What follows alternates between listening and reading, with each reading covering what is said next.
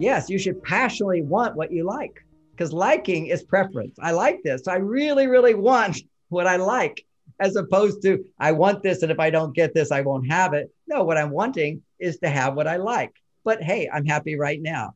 And that's another foundation of the Mars Venus material, is never look to your partner to make you happy.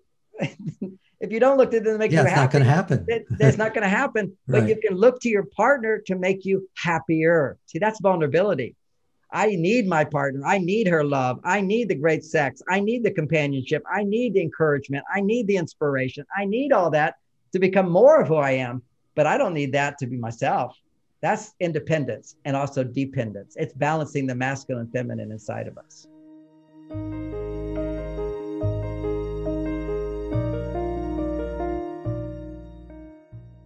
Welcome to Letting Go and the Greatest Secret, where we explore the end of your suffering and the beginning of lasting happiness. I'm Hale Dwoskin, and today we'll be talking with John Gray, who is a featured teacher along with me in Rhonda Byrne's The Secret. John Gray is the author of the most well-known and trusted relationship book of all time, Men Are From Mars and Women Are From Venus. John helps men and women better understand and respect their differences in both personal and professional relationships. His approach combines specific communication techniques with healthy nutritional choices that create the brain and body chemistry for lasting health, happiness, and romance. Today, we'll be touching on a wide range of topics, from cleaning up cow patties all over your house to the power we tap when we use our higher intelligence.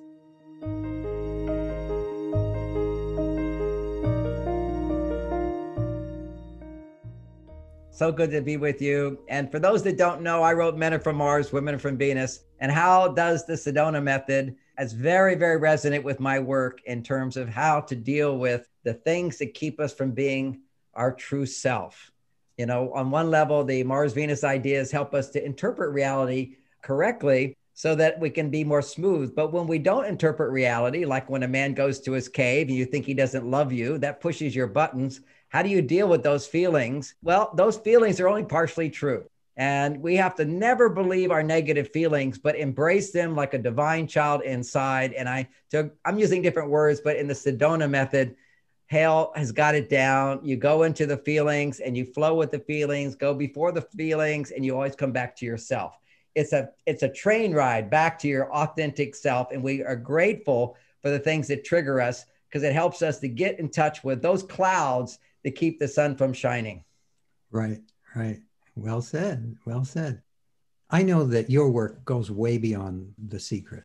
In your estimation, what is the gift that is in both The Secret and The Greatest Secret that you want to bring forward to people? Well, I like both. And I wouldn't say my work goes beyond. It's just The Secret, the whole ideas of The Secret is so much truth there. But like I said, partial truth. It doesn't talk about everything around it you also have to do. It's like you never start a journey unless you have a positive expectation. You know, why would I go anywhere without having positive thinking? Right. But when you start your journey, everything inside of you is going to come up that keeps you from being on that positive journey. And Sedona technique, as my approach, helps us to process those obstacles so that we can keep going. And as we radiate more of our true self, which is what The Secret talks about, the world will reflect that back.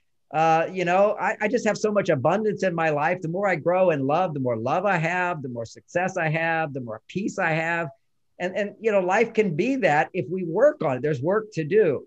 And people like you, people like me, other great, great teachers today, they teach us you got to do the work. You can't just think positive. It takes work to think positive. And you got to embrace all that you are. And then this new book that you're talking about, I also received that in the mail. It was wonderful to read that book. And what I like most about it, Hal, which is why I'm happy to do this interview, is because you're in it. And your message is in it. That's the practicality of it. Oh, you can read all of the spiritual teachers of the universe. It always inspires us, always connects us to what's true, and that's very, very good. When you start hearing, the aspect of consciousness. Consciousness is that which perceives all that the mind is. And we're really not the mind, but the consciousness is the source of the mind. And therefore we're not the mind and we're not the consciousness. That's just what is.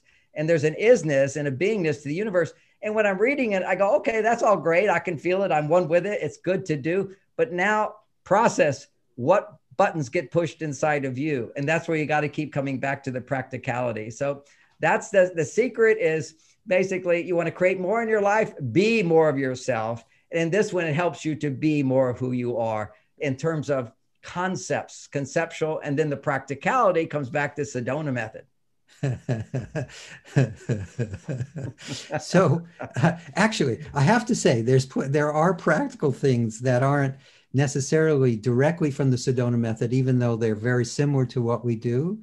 And one of the questions they use, which does help you let go, in my experience in the book, The Greatest Secret, is when you're stuck in something, you identify with it. You're going to get lost in the story of it. But if you actually ask yourself, am I that, or am I that which is aware? In my experience, just asking that, what happens is there's a letting go that happens. There's an opening that happens. And there's a self-recognition that you must be more than your mind. And for most of us, we forget that. I get it. Ramana Maharshi taught basically, just meditate. Oh, am I that?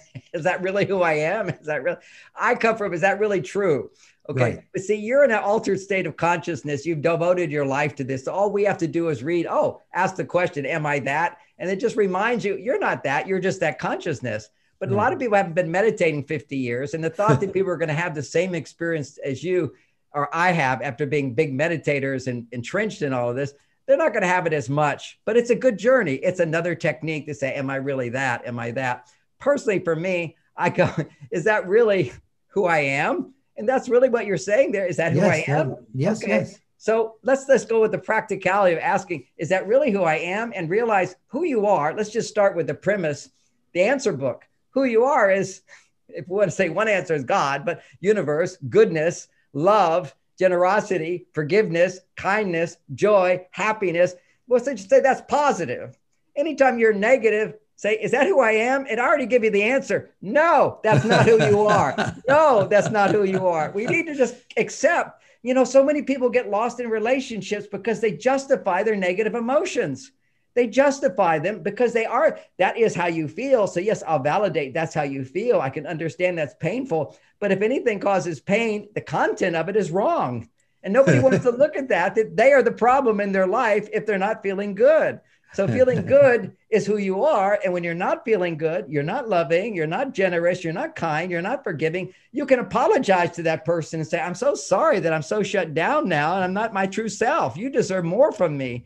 But what people do in relationships is they always justify why they're negative, and then they get stuck in it. There's the justification of negativity is the cloud in front of the sunshine. Just, is that really who I am? It's such a great question to ask. Yes, I love when you ask it. Is that really who you are? Is that how you say it? Well, I say it in many ways. Yes, in many ways. Yeah, but actually, I'd love to hear you tell us a little bit about, I know you do a technique that's very similar to the Sedona method. Can you explain your technique a little bit for those people who don't know it? Because again, this is going to go out to a very broad network of people, including all the people in my network. But I really would love for them to get some practical wisdom from you. Okay, well, there's 27 books on what I've written about. I know. I can see your. I can see your bookshelf. I show off. These are my kids. It's like having pictures of my kids behind me and all these relationship things: dating, sex, intimacy, marriage, single life,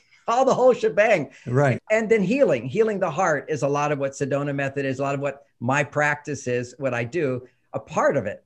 But our good friend Jack Canfield. So Jack took one of my courses back in the day when I taught a course called Healing the Heart. Right. And Healing the Heart was all about, if you're upset, how to process your emotions, similar to what you teach in different technology, but it's go into your feeling, go deeper into your feeling, and it will go away. It's just gone. Go into it, let it go.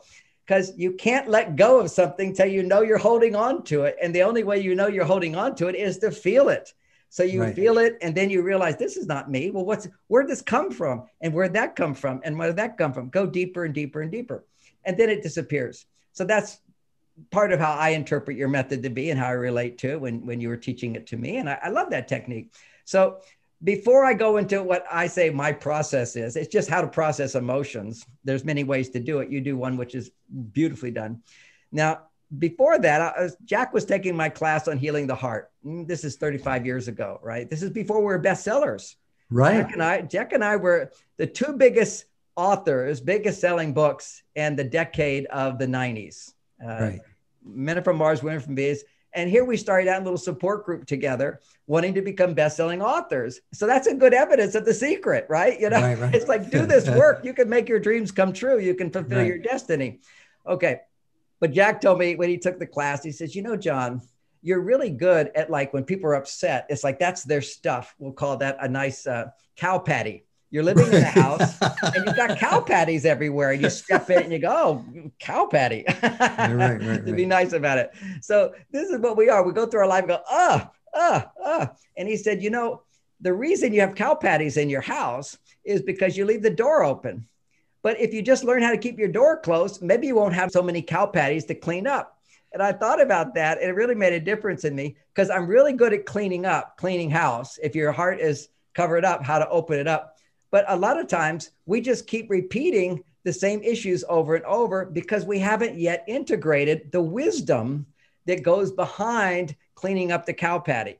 And that's what Men Are From Mars is. That's what my fame is, why people know me, not because of my healing techniques or whatever, because the wisdom of keeping that door closed so you don't get so many cow patties in your house, if we put that example, is in my experience as a counselor, this goes back 50 years, is that so many times women misinterpret men and get triggered and they feel justified in that. For example, if he goes to his cave, men need to rebuild their testosterone levels by detaching.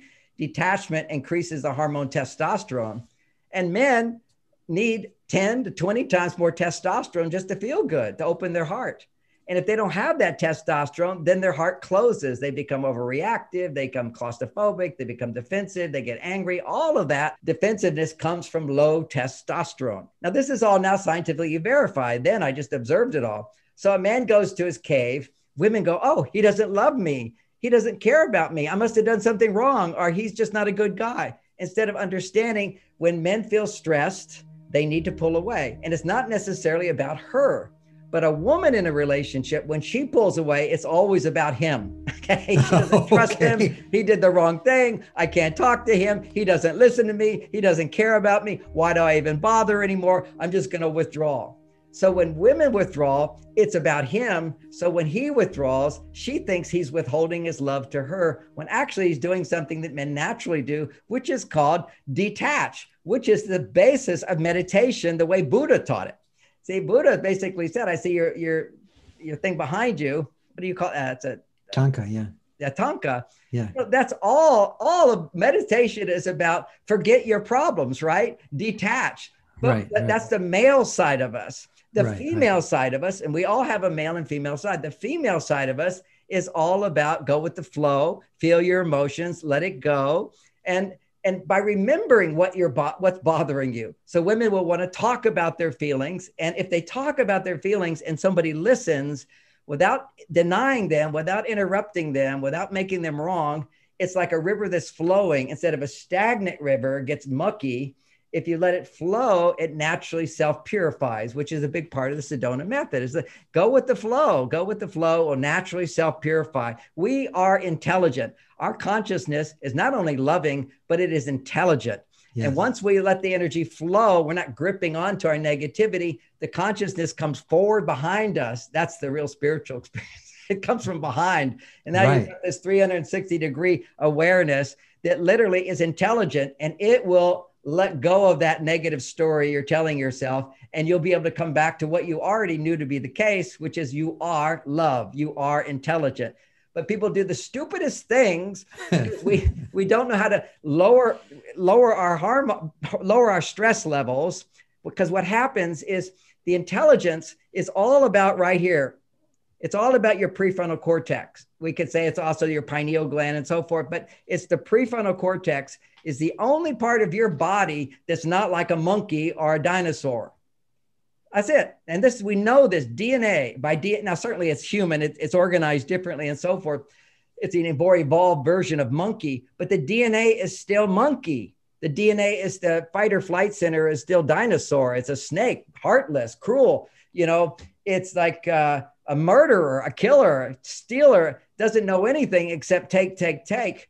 But that's not who we are. That's just a part of us that comes out when we're out of balance. And this part of us controls us. The higher our stress levels, the higher our fight or flight levels, the more primitive we become. When you connect to the front part of the brain, you have DNA, which is actually unique. It's alien. It's alien from the monkey. Now, and meaning alien, it's not the same. We call that human. The part of us which is human is like this is a Hindu idea. It's like a little guy sitting on an elephant.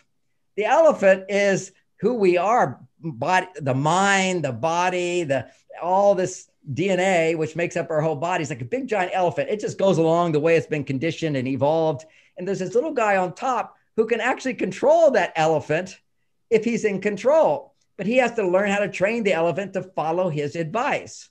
Now, what's interesting about elephants, just as a fun story, is when an elephant is young, it's a little elephant, you can put something around its neck and put a rock down, and he can't move it because the rock's heavier than him when he's a baby. You put it down. But then once that's done, later in life, this big, huge elephant, you just put something around his neck and put it next to a little rock, and he thinks he can't go. He literally thinks he can't get away. Yeah, we all are like that elephant in that way. Yes, we're all like that. We're conditioned. But there is a little guy on top. We have the power if we use our higher intelligence, but we've got to access it. And it then can retrain the elephant. It can recondition us. It can change all of this primitive conditioning that runs us consciously through choice. But when people are in a fight or flight mode, they have no choice. So we have to come back to a place of grace and love and all that. That's our higher self. Now, here's the thing where I focus on these days, which is fun, is hormones. Men need 10, 20 times more hormones. Men need 20 to 30 times more testosterone, for example, to fall in love and be faithful to their wife. Men who are unfaithful always have drops in testosterone, so they need a new woman to boost it up, as opposed to healthy testosterone. Then you stay in love with your partner and you have romance and passion for a lifetime, which is what so many people want, which Bonnie and I have accomplished. Basically 34 years of a passionate marriage. And this is taking the skill of learning how to keep our hormones in balance and to grow in love, because men need those different behaviors, different interactions that will boost his testosterone. So then he can go to his female side and connect with her, which is what sex is. To me, sex is the glory of, as an angel coming down to the planet, we come down just for sex, okay, to love, to bring love into the physical body. There's nothing more profound than that. And yet not everybody can get there. People just have sex and feel depleted afterwards because they don't know how to do it. And they also don't have their soul open to them when they do it. But the bottom line here is women, on the other hand, need female hormones, not testosterone. Testosterone lowers female hormones. Female hormones are estrogen and progesterone and oxytocin. And those hormones allow women to lower their stress level. That's why if you talk about problems and somebody empathizes with you, you're sharing and depending on them to give you validation and understanding and empathy and all of that, that raises your estrogen. And for a woman, whenever she's stressed and she can't access the front part of the brain, she's producing stress hormones, and she produces stress hormones when her estrogen levels are too low. Men produce stress hormones when their testosterone levels are too low. So we had, back in the day when men and women were very different. Now today we have access to both our male and female sides, and our much challenge, more, yeah. Our challenge today, if you're a man, is not to get lost on the female side. A lot of men are addicted. Addiction, the female side of us, if you look at what generates estrogen, it's feeling dependent on something to be happy. I need my children to be happy. I need my husband to be happy. I need nature to be happy. She depends, and we all have dependence inside of us, and we have independence. Independence is producing masculine hormones. So when you feel like, yeah, I got to do it myself, I got to solve problems, I got to fix it, it's up to me, I have to do it. That's a great thing for men. Their testosterone goes up. And for women, a great thing is to feel like I don't have to do it all myself. If you just listen to women, you see this dynamic. You don't have to measure their hormones. They say there's not enough time. That means I have to do it myself. There's not enough love. Oh, I have to do it myself. Everything is I have to do myself. There's so much to do. That feeling of have to pervades right now the female population. And for men, what pervades us when we're not happy and fulfilled is this dependence on playing games, internet porn, watching TV, where happiness needs to come from a man is generated within when I do work. when I make a difference, when I'm in service, when I practice meditation, for example, is a recovery to rebuild my testosterone so I can go out and do something to help the world. And, I was a yogi for 9 years. Even then, I felt like I was purifying collective consciousness through my efforts, but it wasn't a piece of cake. I used to sleep on the floor and just to toughen up, because toughness is a part of masculinity, not just everything being so soft. That's my challenge even now, with so much success in my life. I don't have to work. I don't have to do anything. I got so much money, I can't believe it. So what do? That's a motivation. When you have money, when you don't have money, it's a motivator to get out there and do something. But as a man, you see so many men who do well in life, they become fat, they become unmotivated, they get heart attacks, they retire, they give up. They lose their juice. They get too far on their female side, as opposed to feeling the goodness that comes inside, and then by being selfless and service to others.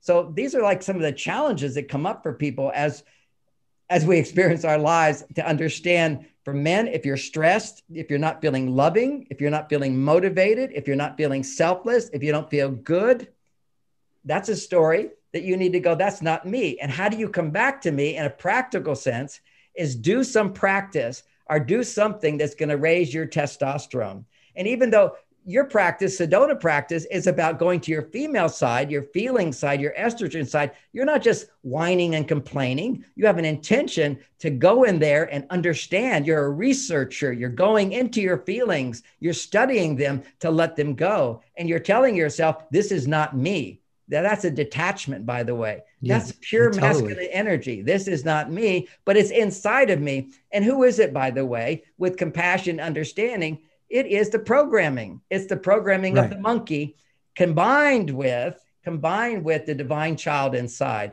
It's an innocent, beautiful little being that's getting congested by all of this monkey consciousness of humanity. That's right. We get all mad and we get all upset because that's the only programming we can work through. Right. So I thought I would stop for a moment. You took a breath. That's amazing. Have some water, relax for a minute. Yeah, it's a lot to take in. So let's unpack it a little bit. So first off, I do agree that both men and women have their tendencies to respond in a particular way.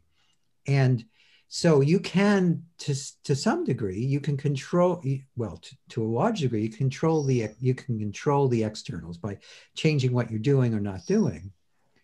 But what are some of the things that you recommend people do internally to change their relationship to the way their life is? Because in my experience in life, sometimes it's a simple fix.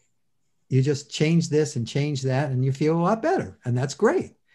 But in my experience, sometimes we're in situations, not just certainly in relationships, but in other situations too, in work, family, with our money, all these other situations where we may be in a position where we can't actually, again, you and I are different because we have everything, but most people have to do certain things. So what can they do that will support them when it seems like there isn't an external fix? You can't change anybody, first of all. I'm going to focus on relationships for a moment and then apply that to the whole world. Sure. You can't change anything. Everything's going to come at you as a reflection of who you are. And that's the secret. What releases you is more understanding of the story you're telling yourself. That's the secret behind the secret, or the greatest secret. Okay. Right. What's the name of the book we're talking about? Oh, well, The Greatest Secret. Yes. Okay. And you're in it and you're a star in it. You deserve to be the star in it because you have practicality in there. It's great to go into the lofty, all of the spirituality, and you can go into esoteric ideas. I live that stuff, but that's not what makes you money. That's not what creates great sex. That's not what allows you to love your children. It's not what allows you to be healthy in your body, to work out, feel vital, to not age like everybody else is aging. I go to the reunions from high school. Yeah. Oh my God, that must be scary. It's amazing. They got to, am I his son? People don't, they go, who are you? And they're all like aging and old, where's the vitality? It's gone because they didn't understand spirituality as a foundation and then apply it. Now, Yes. application is another aspect of it to really integrate it into your body. So I covered one point there and you took something out. You want to unpack it. Let's unpack one little point. And I still haven't answered Anything your you question. want. No, I love how you unpack. It's like when I say you have to do something. All right. When I get up in the morning, I won't get up in the morning unless I feel I have to do it. I have to do it is what motivates men. When you feel I have to do it, you're activating testosterone. Now, testosterone can inhibit estrogen production very easily. You go over to your male side, now you don't get to do something. I enjoy doing, I love to do, I get to do this. See this right now? I love doing this, Hale. I love connecting with you. We talked at friendships, do my work. I enjoy it. I don't have to do it, but I do have to do it because I said I would do it. And my purpose in life is to make a difference. And I'm sitting here in a gold mine of information, and I'd be really stingy if I didn't share that information. Go for it. I have to do it. If I didn't do it, I would be depressed. That's another reason I have to do it. You know, I'm a slave to my destiny and my purpose. If you're not doing your destiny and purpose, you will suffer.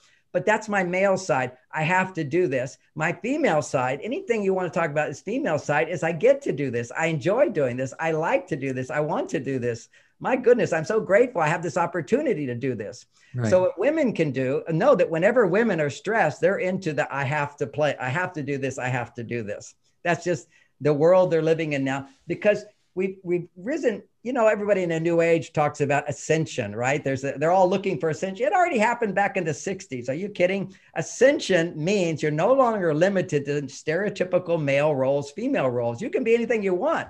You see, you can have the consciousness. I was a hippie. I had long hair, I had beads, I had bell-bottom pants. I was kicked out of school. I was rebellious. I demonstrated against Vietnam, the whole thing. That's not what men do. Men step in line. You know, they're going to go to war and be proud of it, you know, and they're going to look sharp. They're not going to grow their hair out and be like a girl. They're not going to have fun. You know, they're not going to have free sex. You know, they're going to get married before they have sex. All these rules that had to do with masculinity in the 60s, we broke out. We said, hey, we're going to do something different. That's men going to their female side, doing what you love to do what you like to do, what's enjoyable for you to do, not constricted to these tight male roles. Women, on the other hand, well, we're all having a good time being hippies. I'm talking about my friends and who I was at that time. And a lot of the culture was that, rebelling against war, wanting peace. You know, this is like big stuff. And the women were busy. Some of them were supporting that whole idea, but they're having women's groups, feminism. We're going to run the world. We're going to make the world a better place. We're going to be the CEOs. There's a glass ceiling. We're going to get through it. And so they're over their male side. And that's because they were now free to go from their female side to their male side and back. Men can go to their female side, their male side back. We can access these parts of who we are. Why? Because when we're in the pineal gland or the prefrontal cortex, we have access to our higher self, to our spiritual self. Our spiritual self is not male or female. It's both. It's the yin and the yang. It's the masculine energy and the feminine energy. It's the two complementary or opposing forces, how you look at it, that make up the universe, night and day, hot and cold, everything. It's relativity. So this is a higher self, is both, and they're blended together. And our job here on this planet is to blend them into our life as well. And particularly once you have ascended to this higher consciousness that has access to masculine, access to feminine. The problem here is our purpose is to integrate soul and spirit into this physical body. And this physical body as a man requires way more testosterone than a woman, period. Biologically, look at any study. If a woman is unhappy, she's got too much testosterone or she's making too much testosterone and not making enough estrogen in her life, not making enough progesterone in her life, not making enough oxytocin in her life. And what's the symptom of that? Always it's caused cortisol. It's a cortisol reaction. It's chronic stress. And that's hormonal imbalance. So today, everybody's talking about hormones, particularly for women and men. Men have lower testosterone as they get older. I'm almost 70 years old this year, and my testosterone is 50% higher than it was when I was a young man. It's an illusion that men's testosterone goes down at 35. It's that we don't know how to focus our attention. For example, a practical thing, a woman, when she feels I have to, she has low estrogen, high testosterone in that moment. All she has to do is take a moment and go, okay, I have to go pick up my kids from school. Then say to yourself, why do I have to pick up my kids from school? Why do I want to pick up my kids from school? Because I love my children. I care about my children. And this is the joy of my life as my children. Therefore, I want to go pick up my kids. It's a mental adjustment that you make when you realize I'm out of balance. Let me come back to my balance, come back to my feminine side, remind myself, who am I? And what women have to do is remind themselves that they're women and they need women hormones. Otherwise, they're stressed out. Do I have to do all these things? Actually, you don't, but I have to do it. Why do I have to do it? Because I love my family. I care about my family. I care about this. But the truth is, if you look at the reality that people create, once we feel I don't have enough, then we create a reality to justify that. That's what we're all doing. We're proving our negative emotions to be right. We're telling a story. I have a right to feel overwhelmed. I have a right to be unhappy. I have a right. No, you don't. You can. It's funny to watch people fight for their right to suffer. That's right. No, I love it, Al. I love it. Thank you. They fight for their right to suffer. I just gave a talk today called Addicted to Victim. Did you know that when people are feeling victim, which is all negative emotions are victim, right. Anger is a victim of others. Sadness is a victim of what's happened, what didn't happen. Fear is a victim of what might happen in the future. And guilt is a victim of you. Right, yourself. Of yourself, So we're all like victim consciousness. What turns out that whenever you're feeling those victim feelings, your cortisol levels are up and you're disconnected from who you are. So that is not who you are. And you need to recognize that anytime you're having negative emotions, you ask yourself, is this who I am? No, I need to get back to who I am. And part of how I need to get back to where I am is learn to correctly interpret reality. But right now, the elephant's controlling you. So that's where Sedona method comes in. And for my method, it started in 1984 when I wrote my book, What You Feel, You Can Heal. Right. And when you learn to go into your feelings, never resist your feelings. But here's the key. Don't use negative feelings to change the world. Don't use negative feelings to change your partner. Don't use your negative feelings to motivate you to make changes in your life. Never make changes. Yeah, because you're using your negative feelings as a club. And but you don't realize when you're doing that, you're going like this. You're hitting yourself. And when you use negative feelings, you're verifying the reality that you're a victim, A. You're also growing pathways in your brain. Neural pathways are growing in your brain. So this is the real big thing. If I'm using my negative emotions to get you to change, like guilting you or being angry with you or guilting myself to change, if I'm using negative emotions to change, or if I use fear to keep me from doing things, I'm using it to justify not doing something. Whenever negative emotions control your behavior to get what you want, pathways grow in your brain. Neurons that fire together grow together. This is the Nobel Prize about the brain being plastic. We're constantly rewiring our brains. And when you use negativity to get what you want, then every time you want more, meaning you're not feeling happy, your brain looks for some negativity to justify using it to get what you want. Right. So it's a loop. To move. So basically, you're actually growing grooves in your brain, deep like the Grand Canyon, to go, okay, what can I be negative about? What can I be negative about? And if people doubt that, just listen to your thinking. Oh, this problem, this problem, this problem. We're constantly thinking negative things as opposed to constantly thinking positive things. I rarely have negative thoughts. I do sometimes, and then I process it. Everything is a matter of learning to process. Now, how to process? We have Sedona Method, great process. What I teach in my very simple book, What You Feel, You Can Heal, a 2-hour book, cartoons. It was before I knew I could write books. I could draw cartoons. I didn't even know I could draw cartoons until I said I have to do it. But anyway, it's a cartoon book, very easy and in text, but it's humorous, it's playful. And it teaches anything you can learn from 5 years of psychology in 2 hours. Okay. And what it teaches you is that your past affects you now.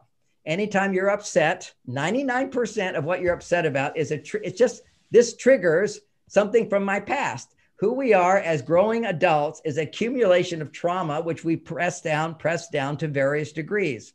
And then your partner looks at you with a look of disapproval or tells you what to do or doesn't appreciate what you did or interrupts what you're saying. And you go, oh, you don't love me. No, that has nothing to do with your partner. It triggers feelings that you're unconsciously storing in your body from your childhood where you felt unloved. And you don't even know that you felt unloved. Some people do know. Most people don't even know. But here's how it looks. Let me give you a little primer. This is such a simple book. When we come into this world, we are divine children. We all are. We all come from heaven. Most people don't know that, but we do. We have experienced it. But coming into this world from heaven, and we're just full of light and love, but we have no ability to know ourselves because we can only know ourselves. Spirit knows itself in this body through this brain, which is still developing.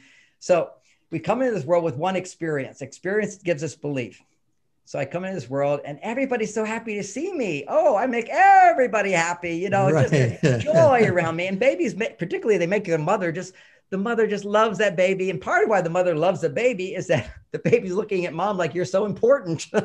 Everybody wants to be important. Right. So you're safe and secure. So we come into this world, little babies, full of light and love, and everybody begins to resonate with that and they feel happy. Then they go out of our space and they have their reasons why they're unhappy in their life. And the little baby goes, why is everybody unhappy? What did I do wrong? Right. Mom and dad get a divorce. What did I do wrong? And the baby goes, I don't know. So later in life, we go, why did that man ghost me? You know, why can't I make more money? Why can't I do this? I don't understand. That I don't understand is right down to when you're 3 years old or a baby on your first day of life. This is deep stuff. And what we can do is realize anything that upsets us, we think this upset me, and this is a problem. I have no money, or my wife left me, or whatever might be the problem. These are real problems, but how you react to it is the way a baby would, is you feel like, I don't know, why did this happen? It wasn't me, it must be you. And we go into denial of our responsibility for everything that we create in our lives because it's too painful to feel that it's our fault.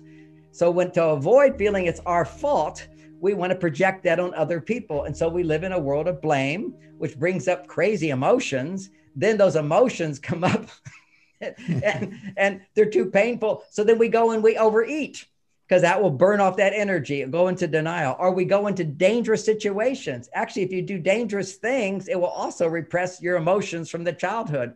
It produces dopamine, which has the effect of cutting us off from our childhood feelings. But as we start to relax in relationships, the dopamine levels start to go down as the serotonin levels go up. You want to find a balance, but as peacefulness comes in, that's serotonin, then what happens is neural connectors start coming together and issues that we haven't dealt with from our past will come up.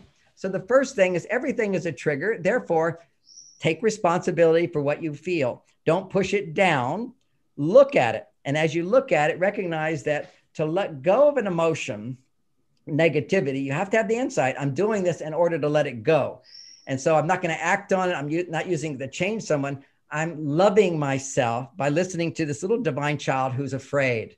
So it might be fear. Whatever your first emotion is, that's just the surface. So start with where you are. And there's a structure that I look at, which is 4 tones of emotion. One is resistance or anger, frustration, outrage. That's resistance. We might call that a red emotion. So you got a red one. Then you have blue. And blue is, when you're feeling blue, you're down. That would be sadness. That would be disappointment. That would be hurt, which then leads to depression and down feelings. That's feeling blue. It's a cloudy day. There's no sunshine. So what you've just looked at is one emotion. The primitive brain goes into anger. It goes into sadness. Now, why are those emotions painful? If they're painful, if they're not painful, they disappear right away. But it's when they're painful, we're intense. Why are you upset about something that happened or didn't happen? What happened is anger. What didn't happen is sadness. Why is that upsetting to you? So what? Because it triggers another part of you, which is afraid. Well, if you don't love me, I'll never get love. Okay, so now you have fear. If you don't have fear, then you never get angry.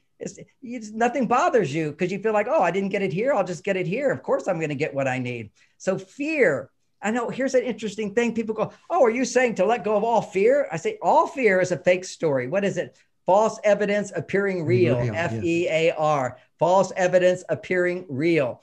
People, but no, fear is really important. No, it's not, except that it helps you to realize the false evidence that you have in your life, how you're misinterpreting life. Don't buy into that story. And people, one of my friends, he's a philosopher like me, he says, no, you have to have fear as well to make choices and decisions to keep you from doing stuff. I say, okay, look, there's a cliff.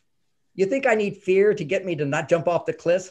How about just wisdom? How about knowing that if you jump off, you'll die? And do you need anger to be motivated? No, I don't need anger to be motivated. Some people do. They get motivated when they're angry, but then they do the wrong stuff. How about just being in touch with wisdom? Wisdom motivates you. If there's a problem, solutions come up. So we don't need negative emotions to make our lives better, but we need negative emotions in order to come back to who we truly are, because they're symptoms of when we're not seeing the world correctly. So go from anger to sadness to fear, and then go to guilt. Now, guilt's a tough one for someone who feels like a victim, because they always feel like they're not guilty. It's somebody else's fault.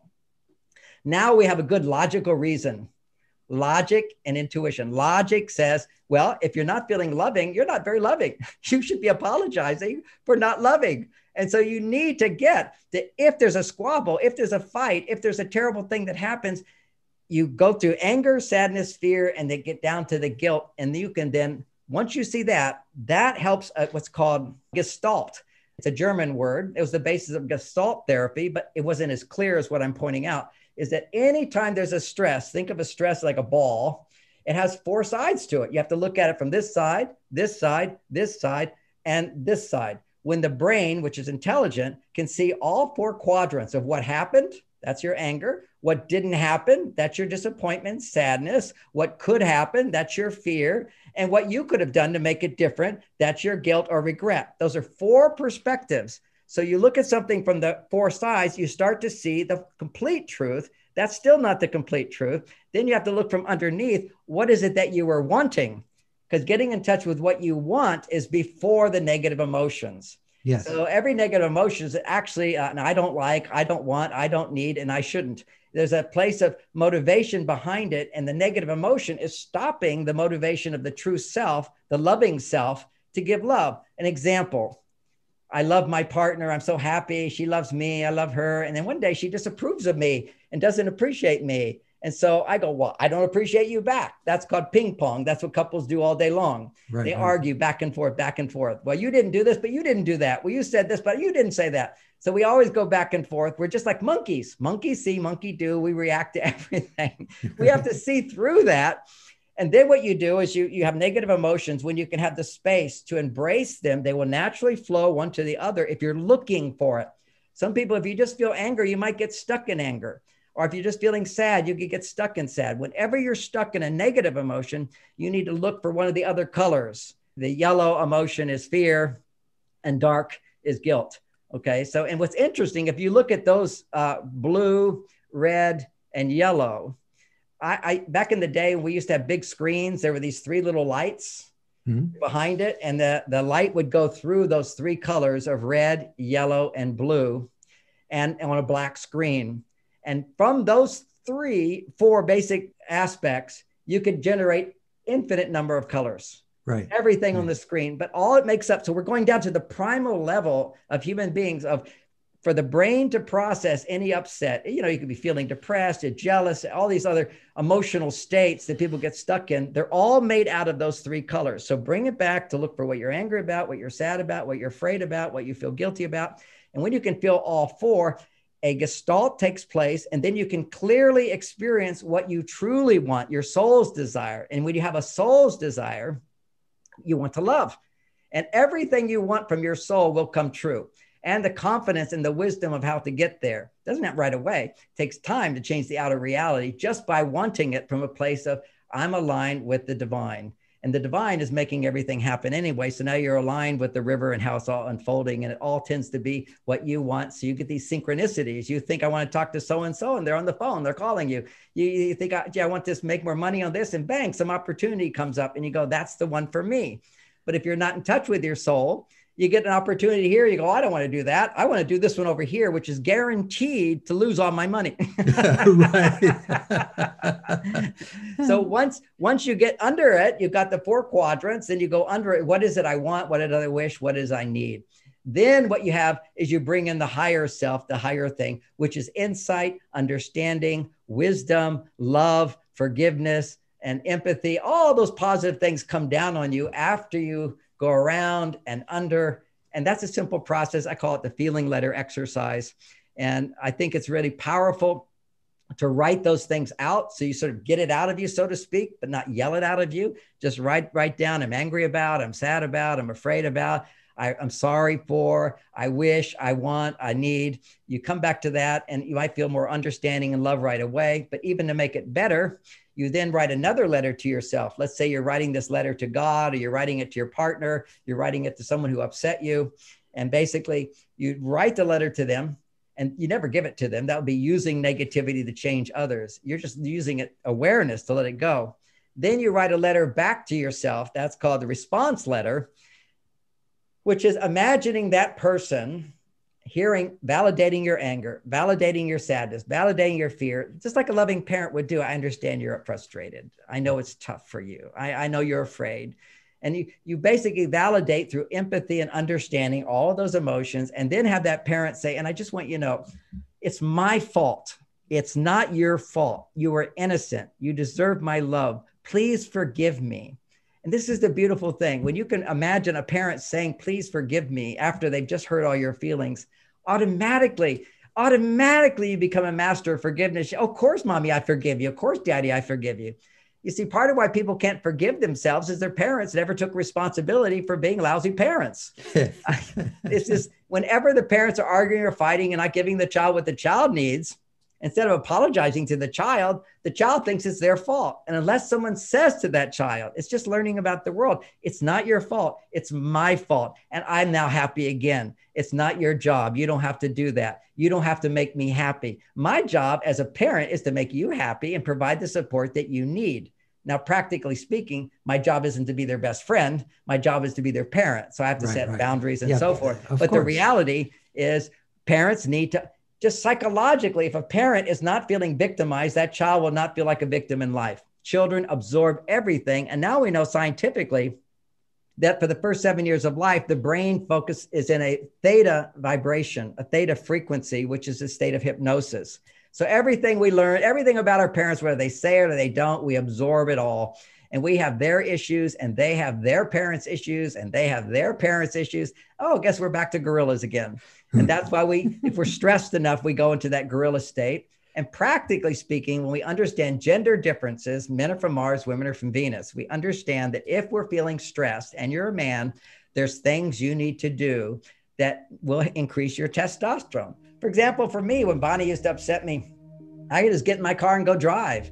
Driving is a major testosterone producer. I'd also meditate, which would be able to forget my problems temporarily, come back to feeling at peace and love, then come out of my meditation, reflect on what bothered me and realize that, yeah, she did a lot of stuff that I prefer she not do, but how did I contribute to that? And my job is not to go and try to change her. My job is to come back with more love. That's a wonderful process. Yes, that's beautiful. Thank you for describing that whole thing. And the third part of it, let me mention this. Oh, sure. Step one, express the feelings back to what you want. Then the second level is write the response letter to you. Then you imagine, use your imagination. Because remember, you're always imagining things to be worse than they are. You're always. Totally. Yeah. That's our thing. We make a big deal out of everything. We're imagining it to be worse than it is. And yes, you can tell me all the reasons why it's worse. And I go, yeah, but it doesn't mean you can't be happy. So having said that, we imagine having this parent who gives you this stuff or this partner who says all these wonderful things to you. How would that make you feel? And now you're back to who you truly are. Yeah, well, if I imagine everyone's giving me what I want, I go, well, how does it make me feel? I feel safe. I feel happy. I feel confident. I feel worthy. I feel good enough. I feel motivated. I'm glad to be here. I love my parents so much, or I love my partner so much. I forgive them for all their foibles. We're all imperfect. I don't have to be perfect. I can relax. I can have a good time. I'm here to make a difference in the world. I'm in the right place at the right time and have all the support I need. And in metaphysical terms, I've got all God's angels supporting what I do. I took that line from Oprah. She once said, I act like I got to do it myself, but I feel like I've got all God's angels supporting me. And what's beautiful about that, the secret of her success is right there. I got to do it myself as her male side, but I've got all God's angels supporting me as your female side. It's feeling I have what I need and I'm here to do my job. That's perfect. That's a good balance. So you summarized a lot of material in just a few minutes. Wow. I Zoom. Yes, you do. Yeah, I made a lot of money in the Zoom stock. Boy, did it zoom up. Yeah, yeah. Well, Then I lost a lot of money when it zoomed down. So I didn't fret. I got out of it, lost a lot of money, and put it in something else and zoomed back up. That's right. Life. Life knocks us down. We just want to let it go, move on to a new stock, go to the better one and get higher. Right. That's what I've always loved about listening to John. I remember at the TLC meetings, we would get together and not everybody went to everyone else's talks, but if you were talking, everybody packed the room because you're just so full of information and you're also so entertaining the way you deliver it. Because, you packed a tremendous amount of information. So I highly recommend everyone who's listening to this, you might want to listen to this a few more times because I'm sure there are things that John covered that you probably didn't hear on the first pass. But at any rate, just to finish it off, if there would be just one thing that you'd like to leave people with to help them live their life more fully and in a more heart-centered, open way and enjoy life more fully, what would that be? What would you say to them? We need to resonate with people who have gone the path before us. I think about the Sedona method. I know that you've dedicated your life to this. And if I wanted to learn how to feel my authentic self and let it go, I want to have you teach me and guide me. If somebody wants a better relationship, find somebody with a really great relationship with a super sex life who's proven their salt. They've done it. Resonate with them. Maybe they don't have everything that's right for you, but I would never take lessons from somebody who's not a master of what I want to master. Right. Find someone who's done this. And what you have is your beautiful Sedona process. If people are drawn to that, that is a magnificent practical thing. And all the good ideas and the other books that you're talking about, the philosophical things, but it really all comes down to what you said is one of the gifts of that book that you're just talking about. The greatest secret is question yourself. And from my side, I question everything. If it's not loving, it's not me. And by doing that, the me comes forth even more because you lose who you are when you think you're something other than who you are. Mm-hmm. I'll say that again. You lose who you are. Who I am is right here. I'm the universe right now. It's God. It's oneness with everything. I lose knowing that I'm that. And it's not even knowing that I'm that. It's being that. It's not knowing that. The mind knows that, but the mind only knows itself. And being that feels very different from knowing that. Okay. But that's the mind. The mind knows something good has happened for sure when I go to that place or I come from that place. But it's to realize your negative stories is not reality. If you can just walk away going, now I don't know how to get through this. I need somebody who knows how to do it. But you asked me to say one thing is to realize you don't have to be trapped in your negative story. And there's practical tools that you practice, just like anything you want to learn. You want to learn a language, play a guitar, anything. You've got to practice. And the only way you can practice, you got to have something to work with. And what you work with is all of the things in your life that upset you. They trigger what you can now work with. It's your stuff, the things you've stuffed down. And every time you go through a wave of something upsets you and bothers you, you go, okay, it's keeping me from being my true self if I'm not loving. How do I process what's inside and then come back to a place of love and authenticity? So don't buy into the lies. And when you're watching TV today, don't buy into the mass hysteria of this country, which is freaking out and, all this badness. It's magnification. Everything is bigger than it is. And if you're a woman and you want to ask your husband to do something, here's a secret. Say to them, honey, you forgot to give me a call the other day. And I know many times you do call me, but the other day you forgot to call me. And I was looking forward to knowing what's going on. And sometimes you call, sometimes you don't. It's not a big deal, but it really makes me happy when you give me a call. Do you see how nice that is as opposed to a phrase like, why didn't you call? You never call. I got so upset we are, rather than focus on the negative, use positive messages all the time. But I would suggest as a practical tip for anybody listening to this, for 30 days, do not verbalize a negative emotion in any way to get what you want. Not even to say, oh, my back's hurting today. Now you're looking for sympathy. Right. Another wonderful concept from Buddhism is compassion rather than sympathy. See, we have two choices. A wonderful gift is empathy. That's where you feel what somebody's going through. We all need that connection. But how do you connect with me? Do you connect with me by feeling sorry for me, sympathy? That just reinforces my own powerlessness. Connect with me through compassion, which is I know what you're going through, and secretly I know inside it's helping you to grow. I don't feel sorry for you, but I feel your pain. Perfect. Perfect.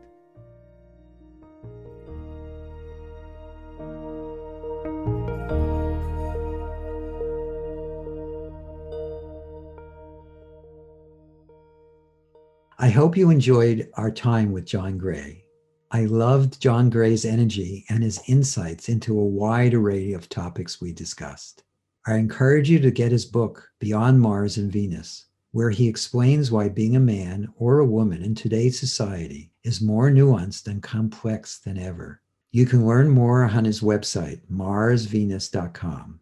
That's marsvenus.com. If you've enjoyed these podcasts, please subscribe so you have immediate access to future episodes. Please give us a 5-star rating and share it with the people you care about. If you'd like to learn more about my work, my mentor Lester Levinson's work, and the Sedona Method, please visit sedona.com. As you explore our site, you learn the key to lasting happiness, success, peace, and emotional well-being. We have books, courses, events, and plenty of free material to explore. And again, go to sedona.com. That's sedona.com.